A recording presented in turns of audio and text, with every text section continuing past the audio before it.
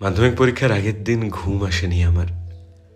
পরীক্ষার আগে যে খুব চিন্তা হয় এমনটা না, কিন্তু সেদিন যেন আটকা পড়লাম কোনো এক স্বপ্নের দেশে।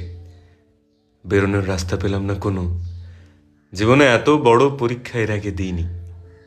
7টা ভীষণ ভারী ভারী সাবজেক্ট যেন ভয় দেখাতে লাগলো। প্রথম দিকে ফাঁকি মেরেছিলাম ঠিকই, কিন্তু শেষের দিকে বেশ ভালোই পড়েছিলাম আমি। কই টেস্ট পরীক্ষার আগে তো এমনটা হয়নি। কিন্তু মাধ্যমিকের বাংলা পরীক্ষার আগের দিন কত কিছু আসতে থাকলো মাথার মাঝে। যদি প্রথম বেঞ্চে সিট পড়ে, যদি কোয়েশ্চেনটা খুব কঠিন হয়, যদি সময় মতো সব শেষ করতে না পারি, কিছু ভুল করে ফেলি, এরকম কয়েক হাজার প্রশ্ন আমায় অস্থির করে তুলল। 16 বছরের আমির কাছে মাধ্যমিকটা ছিল দুনিয়ার সব থেকে বড় চাপ। পরীক্ষার আগের রাতে জেগে জেগে অনেকগুলো রেজাল্ট দেখেছিলাম আমি।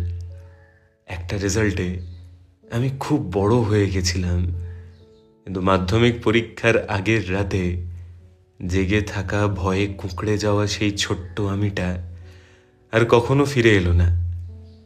মাধ্যমিকের বাংলা